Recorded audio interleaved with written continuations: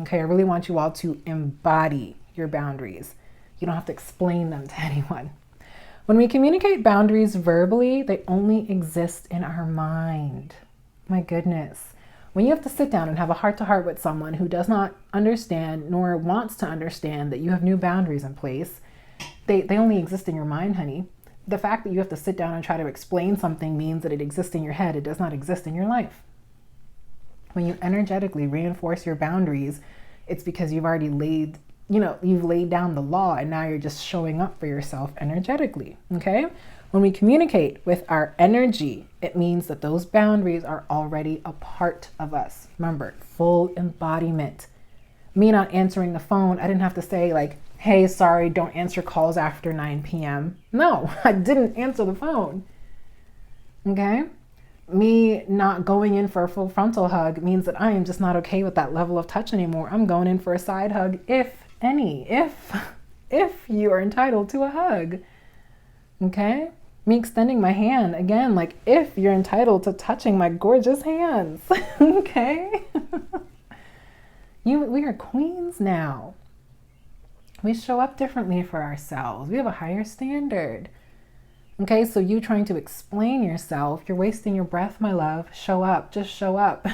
And people will follow suit. And those that don't, good riddance, okay? Other people cannot possibly break your boundaries, okay? They simply do not honor them. They simply don't notice them or comprehend them, but only you break your boundaries. So someone going in for a hug, and if you mimic them and go in for a hug, you have just broken your own boundary by going in for a hug that you did not want in the first place. You pattern interrupting lets people know I'm still available for some touch, but I'm okay with this level of touch. You pattern interrupting the phone calls after 9 or whenever is letting people know I'm still available to talk. I'm no longer available after 9 p.m. Like you're letting them know that by your behavior. So when you have to sit down and text people like, hey, not available, you've just put salt on your own testimony or thrown sand on your own testimony because you literally communicated after 9 p.m. Do you see what I mean? If you're unavailable after 9 p.m., you're unavailable. If you're not texting someone back, you're not interested. If you're not hugging someone, you're not interested. They will get the message. You don't have to say a word. Your confidence and your reassurance in how you show up for your boundaries will let people know what your boundaries are. Okay? So others cannot break boundaries. You break your own boundaries by compromising, by settling, by lowering your standards and eliminating your boundaries to people please. Other people can only disrespect them. Okay? That's when we feel disrespected, when people encroach on our personal space, when people keep calling us incessantly. That's harassment, okay? That's bad. That's not fun. That's not really even legal, okay?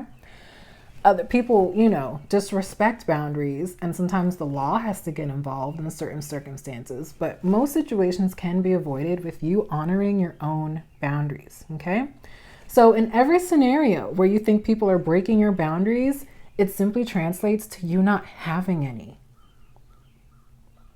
In every scenario where you think someone has encroached on you and given you a hug outside of your comfort level, or there are situations where people will insist on giving you a full frontal hug, okay?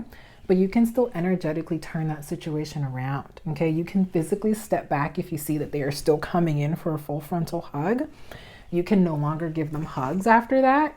You may have to employ some verbal confirmation and say, I am comfortable with this type of hug. Don't give an explanation.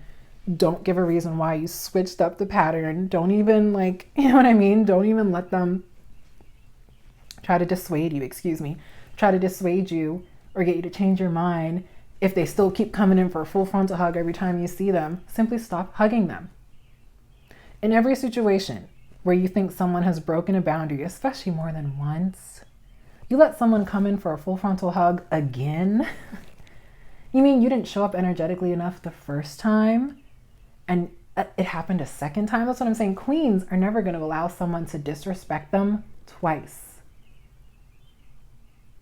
Because I think the same situation could be first time, shame on you. Second time, shame on me. Maybe that could be employed in this situation. But I don't want to turn this into a blaming game, okay? I don't want you all to start blaming yourself for not having strong enough boundaries. We're getting there. It's a process. You embodying this fierce, fearless, energetic boundary mindset is going to take time. But there are simple, tangible, okay, like comprehensible ways to go about implementing your new boundaries respectfully, tactfully, energetically, confidently, okay? And I don't want you all to start beating yourself up like, oh, I'm never going to be able to enforce my boundaries like stern enough or assertively enough. No, it's a process. Give yourself grace. Start with the side hug. Start by not answering the phone after 9. Start by stepping away from people who seem to be so incessantly, relentlessly bent on hugging you, and just simply don't allow them to touch you at all. They'll get the message, honey. They will. They'll stop coming around. Because you have a desire you're trying to manifest, honey. It's bigger than them. It's bigger than this hug. It's bigger than the phone call. Like, you are in alignment with the divine, and you are trying to manifest what the divine is literally telling you is in your future. So don't get caught up on the little moments of discomfort as you are beginning to embody your boundaries. Continue to embody and enforce your boundaries. And I promise you, people will follow suit. Okay?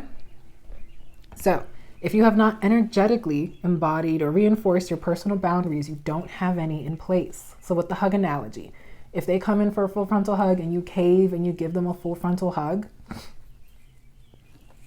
you don't have any boundaries around personal touch and personal space because you've just disrespected your own boundary. So people will try what you allow.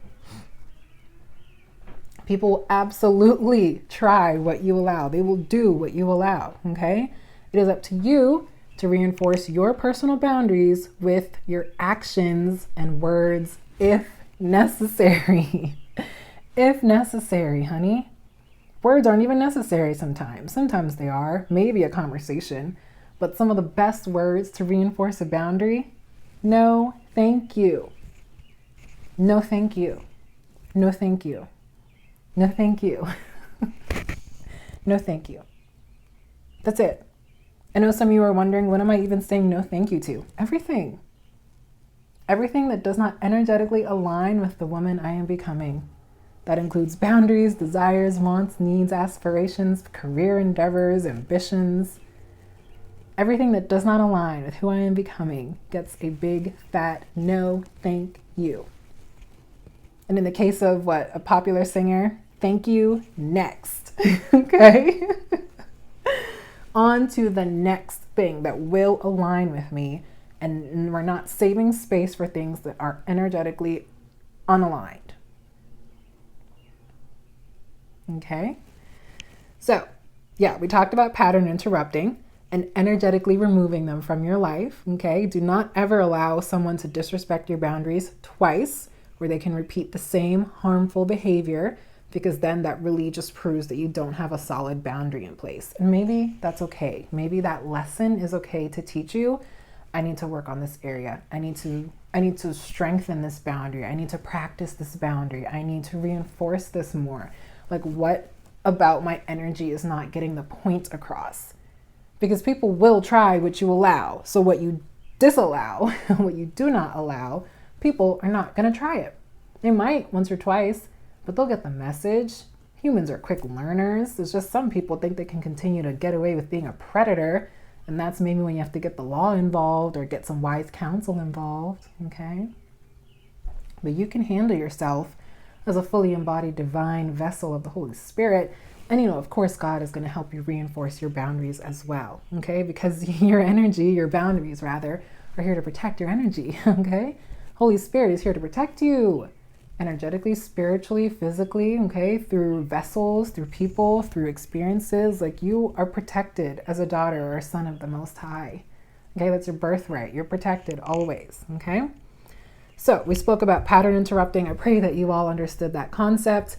That is essentially the concept of removing your energy. Okay, so boundaries, energetically downgrading people that do not respect your boundaries. Okay, so removing the suckers that want to continue to suck the life out of you, to be energy vampires.